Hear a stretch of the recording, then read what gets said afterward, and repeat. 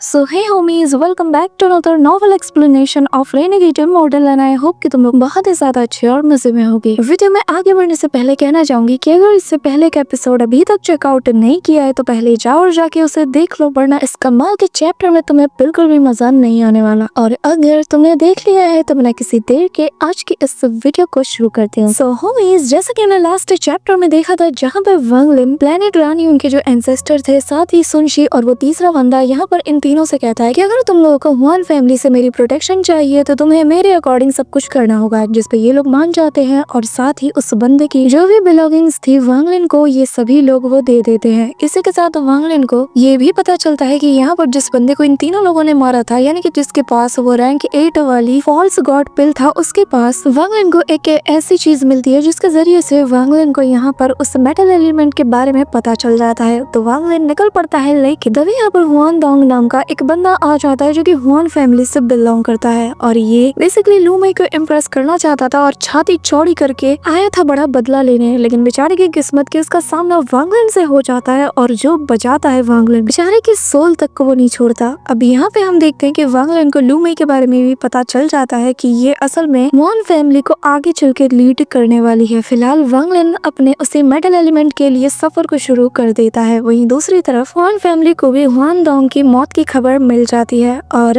आगे सो homies, video में आगे बढ़ने से पहले मैं तुम लोगों को एक बात बताना चाहती हूँ कि अब से मैं वीडियो के एंड में रेनेगेड इमोर्टल से जुड़ी तुम लोगों के जितने भी सवाल होंगे उसके जवाब दिया करूंगी। सो होमीज, तुम्हारे जितने भी सवाल हो अब तक के नॉवल चैप्टर्स से, तो तुम वो सवाल पूछ सकते हो और जो भी मोस्ट कॉमन सवाल होंगे मैं उनके जवाब वीडियो में एंड में दिया करूंगी। और तुम्हारे जो कुछ भी सवाल है तो तुम यहाँ कॉमेंट सेक्शन में पूछ सकते हो। तो चलो फिर बिना किसी देर के लेट्स बिगिन। सो होमीज, हमारे इस वीडियो के स्टार्टिंग में ही हम सबसे पहले हुआन फैमिली के अंदर उसके एंसेस्टर को देखते हैं, जहाँ पर वो लू मई को अब ये यानी कि हुआन मई को ये ऑर्डर देता है कि अब जाके उसे प्लैनेट रानियन में हुआन डोंग का बदला लेना है। साथ ही ये जो बेइज्जती हुआन फैमिली की वहाँ पर की गई है, तुम्हें उन लोगों को सबक सिखाना होगा। इसी के साथ यहाँ पर हुआन फैमिली का एंसेस्टर ऑर्डर देता है और पूरे के पूरे प्लैनेट रानियन को सील कर दिया जाता है सीलिंग फॉर्मेशन के जरिए से, ताकि कोई भी यहाँ से एस्केप ना कर पाए। और अब रानियन प्लैनेट किसी बर्ड केज की तरह बन चुका था। जिसके बाद हम लू मई को देखते हैं, जहाँ पर वो अपने मन में सोचती है कि ये जो प्लैनेट रानियन है ये मेरी स्ट्रेंथ को विटनेस करेगा और यहाँ पे जाके मैं सभी को दिखा दूंगी कि मैं कितनी ज्यादा ताकतवर हूँ। और मास्टर के अकॉर्डिंग ब्लड लाइन रिचुअल के दौरान वो अपने कल्टीवेशन का कुछ पोर्शन मेरी बॉडी में ट्रांसफॉर्म कर देंगे, जिस वजह से मैं एक्सेंडेंट के पीक तक पहुँच जाऊंगी। लेकिन येन यांग स्टेज तक पहुँचना ये मेरी अपनी समझ और अपनी स्ट्रेंथ पे डिपेंड करेगा। जिसके बाद वो वापस से वांग लिन के बारे में सोचते हुए कहती है कि जब मैं सेकंड स्टेप पे कदम रखूंगी और किस्मत से मैं वापस से अगर उस इंसान से मिल पाई ना, तो मैं उसका रिएक्शन देखना चाहूंगी। पर मैं इतना जानती हूँ कि उस वक्त ये मेरे सामने किसी चींटी की तरह होगा। यहाँ पर हम देखते हैं कि लू मई थोड़ी सी स्माइल करती है, पर तभी उसके बैग ऑफ होल्डिंग में किसी चीज की फ्लक्चुएशन उसे फील होती है और लू मई यहाँ पर उसे गुस्से से कहती है कि थोड़ा सा सब्र रखो और तुम्हें मेरी बात माननी होगी, तुम इस वक्त बाहर नहीं जा सकते। जिसके बाद वो अपनी उंगली को काटती है और उसे अपने बैग ऑफ होल्डिंग में रखती है, जिस वजह से उसका एक्सप्रेशन बहुत ही पेनफुल लगता है। अब यहाँ पे लू मई के अंदर जो हेट रेट पनप रही थी वो अचानक से पूरी तरीके से सप्रेस हो जाती है। पर तभी एक डीप और एशियंट वॉइस आती है लू मई के पीछे से, जो कि उसके एंसेस्टर की होती है और वो लू मई से कहता है कि आखिर तुम ये क्यों कर रही हो? मैंने तुमसे पहले भी कहा था कि ऐसा करना बहुत ही ज्यादा क्रूअल है, तुम्हें ये नहीं करना चाहिए और ना ही इसे टच करना चाहिए। उस चीज को अभी के अभी खत्म कर दो और उसे दोबारा कभी मेरे सामने मत लाना, क्योंकि अगर तुम ऐसे ही कंटिन्यू करती रही तो तुम कभी भी येन यांग स्टेज में स्टेप नहीं रख सकती। आखिर तुम कैसे सोच सकती हो? इससे तुम्हारा दाव हार्ट कमजोर हो रहा है और कुछ नहीं। जिसपे लू मई धीमी आवाज में कहती है कि एंसेस्टर, लू मई जानती है कि वो क्या कर रही है, तो प्लीज मैं जो कर रही हूँ मुझे करने दीजिए। अब यहाँ पर हम देखते हैं कि वो एंसेस्टर जो कि हुआन फैमिली का था वो भी शॉक्ड था और वो उससे कहता है कि तुम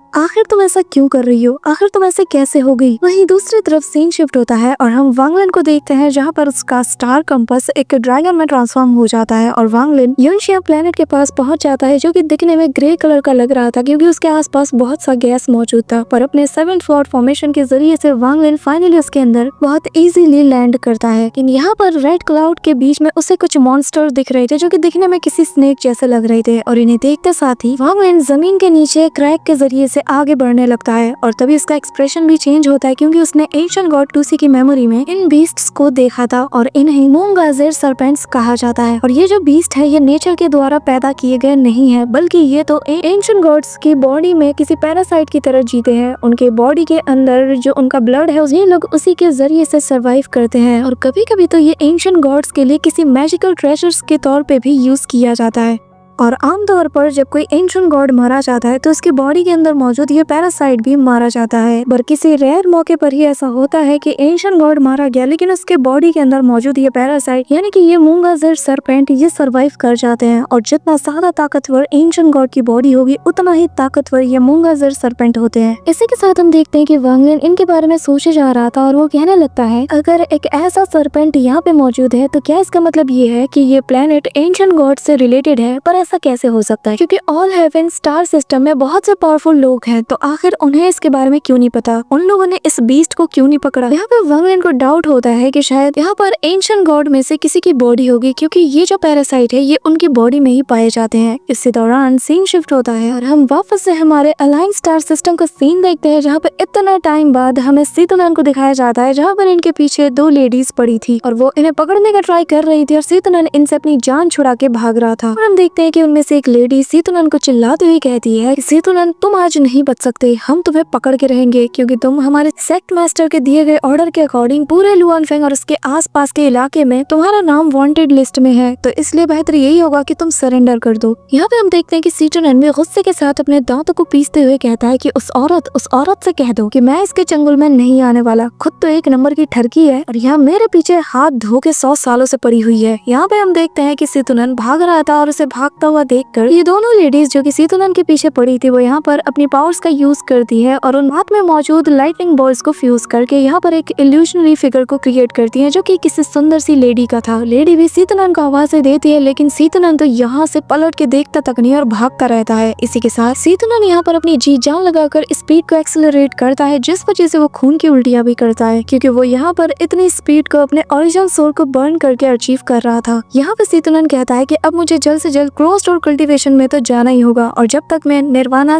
कैरियर में नहीं पहुंच जाता तब तक मैं बाहर नहीं आऊंगा और इस औरत को तो मैं छोड़ूंगा नहीं, पूरे अलायंस स्टार सिस्टम में इसकी ठरक का मैं खुलासा करूंगा। इसी के साथ हमें वापस से 1000 इल्यूजन प्लेनेट का सीन दिखाया जाता है जहाँ पर हुआन फैमिली के सारे मेंबर्स एक जगह पे गैदर थे क्योंकि यहाँ पर लू मेई का ब्लड ट्रांसफॉर्मेशन रिचुअल शुरू होने वाला था। और अब हम यहाँ पे देखते हैं एंसेस्टर होता है वो यहाँ पर सारी चीजों को परफॉर्म करना शुरू कर देता है। देखते हैं कि ये रिचुअल इतना ज्यादा अजीब था कि यहाँ पर हुआन फैमिली के सारे मेंबर्स आ जाते हैं और एक एक करके अपने बॉडी पार्ट से ब्लड निकालते हैं और ये सारा ब्लड एक जगह पे गैदर होता है। यहाँ पर हम देखते हैं कि सभी लोग अपना ब्लड दे रहे थे और सभी को काफी ज्यादा पेन भी हो रहा था और ऐसे करते करते एंड में आता है एंसेस्टर और वो यहाँ पे अपनी कलाई को काट देता है जिससे इंटेंस अमाउंट में खून निकलता है और सभी के एक्सप्रेशन बदल जाते हैं। साथ ही वो यहाँ पर एक सील को परफॉर्म करता है और तभी सफेद कपड़ों में यहाँ पे लू मेई आती है और यहाँ पे जो एंसेस्टर है वो कहता है कि तुम्हें इस ब्लड पूल में जाकर अपनी ग्रेटर अटेंशन के साथ कल्टीवेट करना होगा। यहाँ पे लू मेई इसकी बात मान जाती है, वो पूल के अंदर जाती है और धीरे धीरे करके इसके बॉडी में सिंबल्स भी बनते हैं। इसी के साथ ये प्रोसेस काफी टाइम टेकिंग था लेकिन जैसे जैसे करके लू मेई कल्टीवेट करती है तो हम देखते हैं कि इसका जो कल्टीवेशन लेवल है ये भी बढ़ना शुरू कर देता है। यहाँ पर जैसे जैसे ये रिचुअल आगे बढ़ रहा था तभी हुआन फैमिली का जो एंसेस्टर है ये अपनी आंखें खोलता है और सभी को चिल्लाते हुए बताता है कि एक बार की बात है हमारे इस हुआन फैमिली का एंसेस्टर एक सेलेस्टियल बीइंग हुआ करता था। हालांकि सेलेस्टियल रियलम डिस्ट्रॉय हो गया लेकिन हमारी ये ब्लड लाइन बची रही और आज एक और नया मेंबर इसमें शामिल होने वाला है जो कि इसे आगे चल के लीड करे। यहाँ पर जो एंसेस्टर होता है वो आगे बढ़ता है, उसके एक इशारे से कड़ाके की बिजली यहाँ पर उस पूल की तरफ गिरती है जो कि 10,000 लाइटनिंग में बदल जाती है। किसी इल्यूजन की तरह ये दिखती है और हमें बताया जाता है असल में हुआन फैमिली का एंसेस्ट्रल दाव है। इस एंसेस्टर के एक इशारे से ये एंसेस्ट्रल दाव सीधा फोरहेड के जरिए से लू मेई के बॉडी में चला जाता है जिससे इसके अंदर सेलेस्टियल स्पिरिचुअल एनर्जी भी तेजी से बढ़ती है और जिससे इसकी कल्टीवेशन लेवल भी इंक्रीज होने लगती है और धीरे धीरे करके एक्सटेंडल लेवल के अर्ली स्टेज से लेकर mid stage and then peak तक वो पहुंच जाती है। अब हमें बताया जाता है कि यहाँ पर ये जो एंसेस्टर है ये अपनी पावर्स का यूज कर रहा था और अपनी कल्टीवेशन को इसके साथ शेयर कर रहा था, जो कि खुद एक सेकंड स्टेप का कल्टीवेटर है, यानी कि निर्वाणा कैरियर के अर्ली स्टेज का। इसी के साथ हम देखते हैं कि लू मई का कल्टीवेशन जैसे जैसे बढ़ रहा था उसकी जो ओरिजिन सोल है ये भी काफी तेजी से ब्राइटली शाइन कर रहा था। और यहाँ पे ये देखते साथ ही सभी लोगों को बहुत ज्यादा जलन होती है, क्योंकि एक्सटर्नल लेवल तक पहुंचना ही किसी की पूरी जिंदगी का सपना होता है, पर लू मई ने सेकंड्स में ही सब कुछ हासिल कर लिया। इसी के साथ ये रिचुअल पूरा हो जाता है, लू मई भी बाहर आ जाती है और यहाँ पे एंसेस्टर उससे कहता है कि आज से तुम हमारी हुआन फैमिली का ही एक हिस्सा हो। तुम्हारा फादर अब क्लोज डोर कल्टीवेशन में जा रहा है, लेकिन तुम्हें याद रखना है कि मेरी गैर मौजूदगी में तुम्हें यिन यांग स्टेज में जल्द से जल्द पहुंचना है। अब यहाँ पर वो जाने से पहले अपने मन में कहता है कि मैं देखना चाहता हूँ कि आखिर इसका द 10,000 इल्यूजन हेवनली डोमेन कौन सा रूप लेता है। इसी के साथ यहाँ पर जाने से पहले वो एंसेस्टर इससे ये भी कहता है कि तुम्हें अब प्लेनेट रानयून में जाना है, वहाँ पर अपनी स्ट्रेंथ को दिखाकर पूरे हुआन फैमिली का नाम रोशन करना है। यहाँ पे लू मई भी मान जाती है और यहाँ हम देखते हैं कि उसके चेहरे में एक अलग ही घमंड नजर आ रहा था। वहीं दूसरी तरफ सीन शिफ्ट होता है और हम वापस से वांग लिन को देखते हैं, जहाँ पर जब वो उस क्रैक में से वापस से उस मून गेजर सर्पेंट को देखता है तो वो ये देख के हैरान था कि न सिर्फ ये बहुत जायंट है बल्कि इसकी जो कल्टीवेशन है वो निर्वाणा कैरियर लेवल जितनी है। वांग लिन अलर्ट हो जाता है कि जब तक मैं इसे नहीं छेड़ूंगा मुझे यकीन है कि ये भी मुझे कुछ नहीं करेगा। यहाँ पे वांग लिन गॉड टूसी की मेमोरी का यूज करते हुए कहता है कि उसकी मेमोरी के अकॉर्डिंग ये जो सर्पेंट है इसके 3 फॉर्म्स हैं और पहले फॉर्म के अकॉर्डिंग इसमें बिल्कुल भी ऑफेंसिव पावर नहीं होता और इसका सेकंड फॉर्म में भी ये बिल्कुल भी ऑफेंसिव नहीं होता बल्कि ये सोता रहता है। पर जब ये तीसरा फॉर्म लेता है तो ये इसके अटैक को इंडिकेट करता है, यानी कि इसके ऊपर जो बाल हैं ये बहुत तेजी से ग्रो करने लगते हैं और अपनी पूरी लंबाई के जितने इसके बाल ग्रो कर सकते हैं और अगर कोई इसके चपेट में आता है तो उसका मारा जाना तय है। यहाँ पे हम देखते हैं कि वांग लिन अपने डिवाइन सेंसेस का यूज करके पूरे प्लेनेट को छान मारता है, क्योंकि उसे हर हाल में उस मेटल वेन को ढूंढ के यहाँ से जाना था। और तभी जब वांग लिन बहुत देरी तक पूरे प्लेनेट को छान मारता है तो उसे इस प्लेनेट के कोर में वो मेटल वेन नजर आ जाता है जो कि बहुत ज्यादा ग्लो कर रही थी। ये कई 100 किलोमीटर तक फैली हुई थी, जो देखकर वांग लिन भी हैरान हो जाता है। अब वांग लिन ट्राई करते हुए बिल्कुल इसके करीब पहुंच जाता है, लेकिन वांग लिन इसे टच नहीं करता। अब वांग लिन यहाँ पर देखकर थोड़ा सोचता है और कहने लगता है कि आखिर कोई इस वेन को उठाता क्यों नहीं, क्योंकि मेटल वेन सभी के लिए बहुत ज्यादा रेयर है, तो भला कोई इसे क्यों नहीं उठाता, जबकि ये तो इतना ज्यादा ओपन है, कोई भी अपनी डिवाइन सेंसेस से इसका पता लगा सकता है। पर यहाँ पे वांग लिन थोड़ा सोचता है और फिर यहाँ पर ये जो मेटल वेन दिख रही थी वो इसकी चौड़ाई को जरा एग्जामिन करता है और जहाँ तक ये फैली हुई थी वांग लिन इसे भी देखता है और तभी वांग लिन को कुछ सस्पिशियस सा लगता है और कहता है कि आखिर इसका साइज और शेप इतना ज्यादा एग्जैक्ट कैसे हो सकता है। ऐसा लग रहा है कि जैसे ये कोई बहुत बड़ी हड्डी हो। तभी वांग लिन की आंखें ठहर जाती हैं और वो मन में कहता है कि एक मेटल वेन को तो दिखने में किसी जड़ की तरह लगना चाहिए था, पर ये इतना सीधा है, इसका मतलब कि शायद ये असल में एक हड्डी है। अब यहाँ पे वांग लिन शॉक्ड हो जाता है और हैरानी के साथ कहता है कि आखिर वो कैसा बीस्ट होगा कि जिसकी हड्डी ही एक मेटल वेन से बनी है। कि तभी जमीन कांपती है और वांग लिन अपने डिवाइन सेंसेस के थ्रू फील कर पा रहा था कि बहुत से टेंटिकल्स जमीन से निकल रहे हैं। यहाँ पर इतने सारे टेंटिकल्स को निकलता हुआ देखकर वांग लिन अपने मन में सोचता है कि एंशिएंट गॉड टूसी की मेमोरी के अकॉर्डिंग ये जो मून गेजर होता है इसके सेकंड फॉर्म में इसकी बॉडी से बहुत बड़े बड़े बाल निकलते हैं जो कि इसकी पूरी लंबाई तक छा जाते हैं। तो कहीं इसका मतलब ये तो नहीं कि ये पूरी की पूरी यूनशिया प्लेनेट ही असल में एक मून गेजर सर्पेंट हो। जिसके बाद वांग लिन वापस से उस बोन की तरफ देखता है और वो समझ जाता है कि ये असल में किसी और की बोन नहीं बल्कि इसी मून गेजर सर्पेंट की बोन है। वांग लिन यहाँ पे समझ जाता है कि यार अब तो यहाँ से निकलना पड़ेगा, क्योंकि मैं अगर अभी नहीं निकला तो शायद मारा जाऊंगा। और वांग लिन यहाँ से जाते हुए मन में कहता है कि नेक्स्ट टाइम मैं कोई बेहतर प्लानिंग करके आऊंगा, क्योंकि अब मैं जान गया हूँ कि आखिर ये मेटल वेन क्या है। और वांग लिन अपने मन में कहता है कि यार अगर मैं किसी तरीके से इसे कंट्रोल कर पाता तो कितना मजा आता, क्योंकि लिंग तियानो और ऑल सिर भी इसे देखकर डर के मारे कांपने लगते। पर अफसोस की बात है कि इसका जो मास्टर है, यानी कि जिसकी बॉडी से ये बना है, बस वही इसे कंट्रोल कर सकता है। यहाँ तक कि अगर मैं अपने एंशिएंट वर्ल्ड वाले फॉर्म में भी आ गया तो भी मैं इसे कंट्रोल नहीं कर पाऊंगा। अब यहाँ पर वांग लिन स्माइल करते हुए चला जाता है और अब अपना रुख सीधा रानियन प्लेनेट की तरफ ये मोड़ लेता है, जहाँ पे हम देखते हैं कि ऑलरेडी लू मई आ चुकी थी और इसने आते साथ ही अपने 1000 इल्यूजन रूथलेस डोमेन का भी यूज किया था, जिसकी चपेट में रानियन फैमिली का एंसेस्टर सन शी और इनका वो तीसरा साथी ये तीनों आ चुके हैं और सभी लोग इसके इल्यूजन में फंस जाते हैं और आपस में ही झगड़ना शुरू कर देते हैं, जिस वजह से यहाँ का आसपास का जो प्लेनेट होता है वो भी डिस्ट्रॉय हो जाता है। लू मई ने यहाँ पे कुछ भी नहीं किया होता है, बस वो यहाँ पे अपने डोमेन के जरिए से इन्हें कंट्रोल कंट्रोल कर रही थी। इसी के साथ हम देखते हैं कि तीनों एंसेस्टर जो कि मारे जाते हैं, लेकिन इनको एक बात की खुशी थी कि जब 4 साल पहले इन लोगों ने इस बंदे को मारा था तो इन लोगों को डर था, इसी वजह से अपना क्लोन इन्होंने ऑलरेडी बना लिया था। और इनके जो क्लोन्स है ये तो कब का इस प्लेनेट को छोड़ के जा चुके हैं। लू मई भी इस बारे में जानती थी, लेकिन उसे इन सबसे कोई मतलब नहीं था। उसे बस यहाँ इन फैमिली को मिटाना था, इसलिए वो इन्हें पूरी तरीके से मिटा के रख देती है। अब वो यहाँ से जाने लगती है, पर तभी